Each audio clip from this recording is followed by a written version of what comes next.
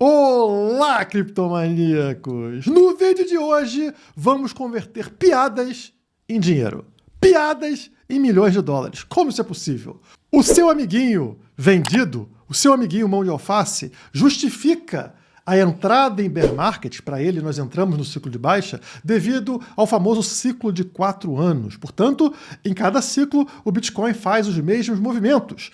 E essa tese dele é baseada na oferta de BTCs.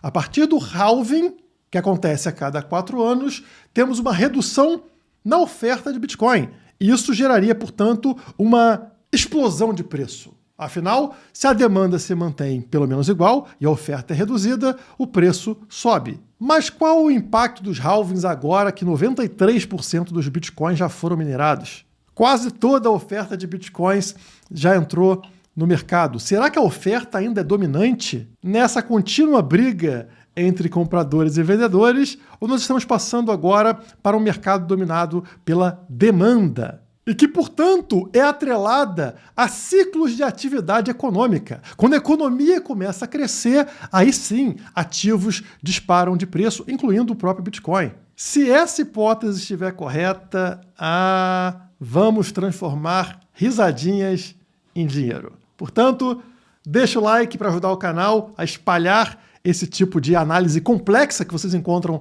aqui na Criptomaníacos para outras pessoas. E quem sabe ganhamos mais risadinhas para ganhar dinheiro lá na frente. Bora!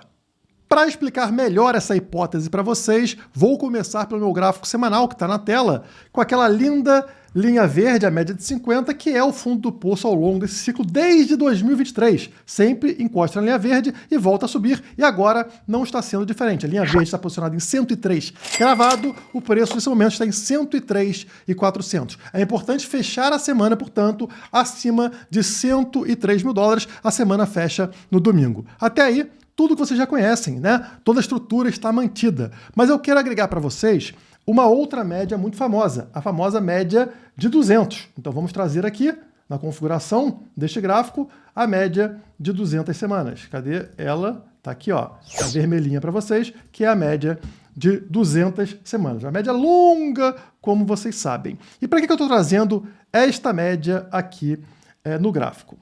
Como vocês podem ver, existem linhas tracejadas marcando as altas históricas, correto? Alta histórica de 2013, alta histórica de 2017, alta histórica de 2021. E eu quero que vocês reparem o que acontece quando esta linha vermelha cruza com a alta histórica. Então a alta histórica estava aqui, em 2013, a linha vermelha cruzou neste ponto. Notem que esse é o exato ponto que marca a próxima alta histórica. Sim, estão vendo para cima que está cruzando agora com este topo aqui. Ou seja, este cruzamento aqui, média de 200 semanas com o topo da alta histórica anterior, marca a alta histórica seguinte. É uma vez só, não vai acontecer de novo, mas acontece. Então se a gente pegar a altura desta alta histórica agora, lá nos 20 mil dólares, e cruzarmos com a linha vermelha, vocês vão notar que a gente encontra praticamente o ponto da alta histórica seguinte, que foi aqui, né? Então, olha só, esse cruzamento aqui, ele praticamente marca lá em cima a próxima alta histórica. Tem uma diferença aqui, como vocês podem ver, de 90 dias, tá? Entre esse cruzamento e a alta histórica que a gente teve. Teria vendido também num ponto muito bom, né? Você teria saído aqui ao redor de 50 mil dólares, tá? A alta histórica foi 69 mil dólares. 90 dias de diferença, 3 meses de diferença aqui nesse ciclo. E olhando agora para o ponto atual desta média, notem que não cruzou ainda com a alta histórica do ciclo anterior, lá em 2021. Temos uma grande distância ainda entre a linha tracejada e essa média, essa linha vermelha. Se continuar subindo neste padrão que estamos vendo nesse ciclo, o cruzamento aconteceria quando? Junho de 2026, onde eu botei uma estrelinha para vocês aqui. Guilherme, mas aconteceu já uma variação de 90 dias. Mesmo se repetirmos essa variação de 90 dias, a alta histórica deveria acontecer ali ao redor de março de 2026. Portanto, não faria sentido, segundo essa análise, né, que vem desde o início do Bitcoin, a gente já ter atingido a alta histórica agora, porque a média de 200 ainda está muito abaixo da onde ela costuma indicar o esgotamento, que seria, portanto, no cruzamento com a alta histórica anterior, nessa linha tracejada. Isso aqui é um primeiro sinal de que tem algo estranho, de que parece cedo demais para a gente ter batido a alta histórica. Ah, e obrigado ao Vânio, seguidor do canal, por me relembrar sobre essa análise que eu fiz há muitos meses atrás aqui em vídeo para vocês. Então estou retomando ela para a gente avaliar aqui quão distante estamos de uma possível alta histórica. Mas o que mudou do ciclo atual para os ciclos anteriores, para fazer com que esse ciclo seja mais estendido? Bom, em todos os ciclos anteriores, a economia estava em expansão. O ciclo econômico estava favorável, a atividade econômica estava crescente. No ciclo atual, isso mudou. A atividade econômica está fraca. As restrições dos governos, por exemplo, com o aumento da taxa de juros, afetaram essa atividade econômica. Então eu falei, será que existe relação direta entre o gráfico de atividade econômica e o gráfico do Bitcoin? E pasmem, está na tela para vocês. Nós temos as linhas coloridas, né? Verde e vermelha é o gráfico do Bitcoin, e esta linha azul é o indicador ISM, que ele mede justamente business cycles, ciclos de atividade econômica ao redor do mundo.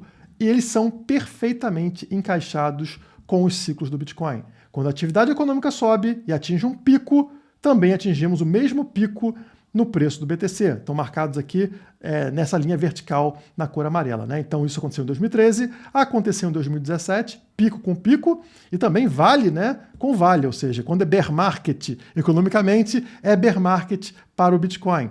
2021, mais um topo de atividade econômica e um topo para o BTC. Entramos aqui em restrição de atividade econômica, aumento da taxa de juros, por exemplo, né? E vimos também o Bitcoin afundando. E agora, pessoal, este ciclo, que tem uma sensação de ser um ciclo muito fraco, um ciclo praticamente de lateralização e não de subida vertical, ele está acontecendo com a atividade econômica no fundo do poço. E se essa hipótese estiver correta, os ciclos do Bitcoin nunca estiveram ligados ao halving, à redução da oferta, e sim ao aumento de atividade econômica, que não aconteceu ainda no ciclo atual. A linha branca aqui indica o que poderia acontecer com o aumento da atividade econômica. Eu vou mostrar para vocês qual é a tendência, né, ao longo de 2026. Uma subida vertical trazendo aqui para a região histórica deste indicador, que é lá acima de 55, né, faria o preço do Bitcoin também disparar, como disparou em todos os ciclos. Este gráfico compara a liquidez, estão vendo aqui Total Liquidity, né, a liquidez, que é esta linha na cor verde, a ISM, que é este indicador de atividade econômica. Geralmente, quando a liquidez sobe, a quantidade de dinheiro no mercado sobe, a atividade econômica também acompanha. E notem que a liquidez começa a subir nesse momento, ainda não foi acompanhada pela atividade econômica, porque leva um tempo para esse dinheiro entrar no mercado e a atividade econômica subir. Então, o que vocês esperam que aconteça aqui? Que essa linha branca comece a acompanhar também a subida da liquidez. E existe um motivo, que eu vou explicar mais à frente, para ainda não ter subido. Por que a atividade econômica não está acompanhando agora, nesse momento, a liquidez? O dinheiro está travado. Vocês já vão entender por quê. Mas antes eu quero apresentar para vocês o patamar que, quando rompido de atividade econômica, leva a uma bull run, a uma disparada vertical de preço para o Bitcoin. Então aqui a gente tem em cima o gráfico do preço do BTC e embaixo exatamente o ISM, que é esse indicador de atividade econômica, esta linha verde que vocês estão vendo aqui. E tem uma linha branca na horizontal, estão vendo? Que marca 50 desse indicador. Sempre nos ciclos do Bitcoin, quando este indicador rompe 50 de atividade econômica, o que acontece no gráfico de cima, como vocês estão vendo aqui, olha só, é uma disparada vertical no preço do Bitcoin, em todos os ciclos, tá? Então vamos começar aqui por 2013. Olha aqui, rompimento da linha branca de 50 no indicador ISM leva a uma disparada vertical no preço do Bitcoin. 2017, rompimento de 50 atividade econômica, lá em cima, disparada vertical no preço do Bitcoin.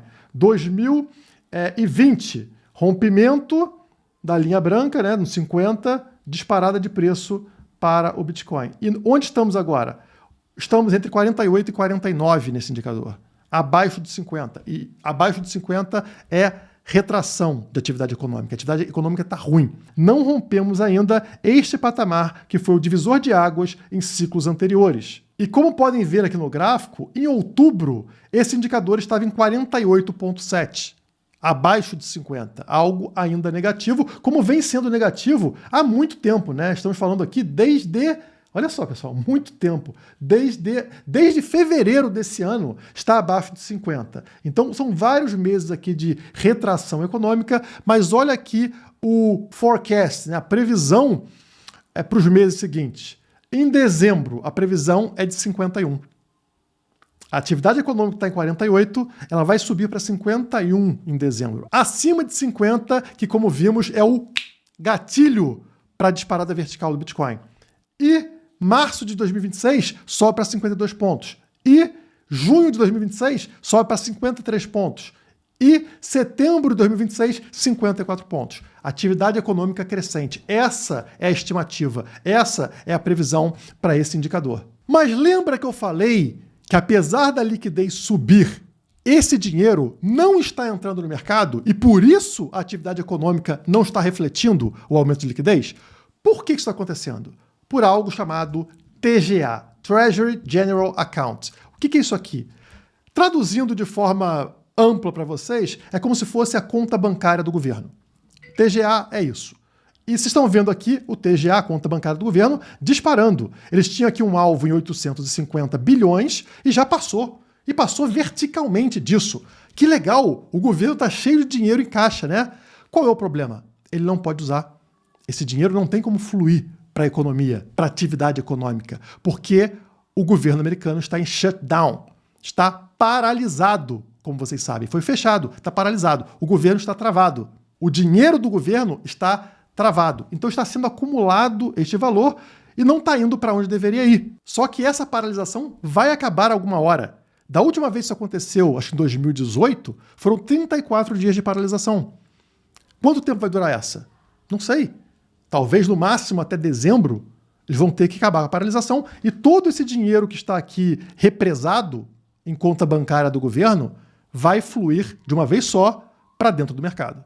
E vocês sabem qual é o impacto de uma represa quando abre as comportas? Eu mostro para vocês. Aqui está o impacto da última vez que isso aconteceu. Shutdown do governo americano, paralisação do governo americano lá em dezembro de 2018. Como eu falei, levou 34 dias, né? Então terminou em janeiro de 2019. Ao longo da paralisação, dessa represa de dinheiro, 20% de queda no BTC. Esse gráfico é do Bitcoin. Durante a paralisação, a mesma paralisação que estamos vendo agora, com o Bitcoin caindo, o Bitcoin caiu 20%. Mas e a partir do momento onde as comportas abriram?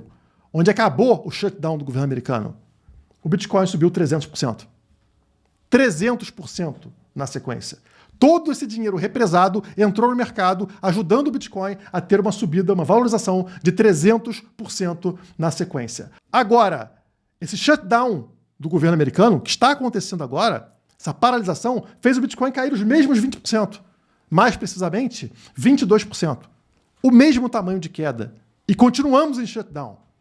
Mas qual será o impacto na hora que essa paralisação do governo americano acabar? E, coincidentemente, essa paralisação deve acabar quando também acabará o quantitative tightening, essa repressão de liquidez do governo que vem acontecendo desde 2022. Olha a matéria aqui.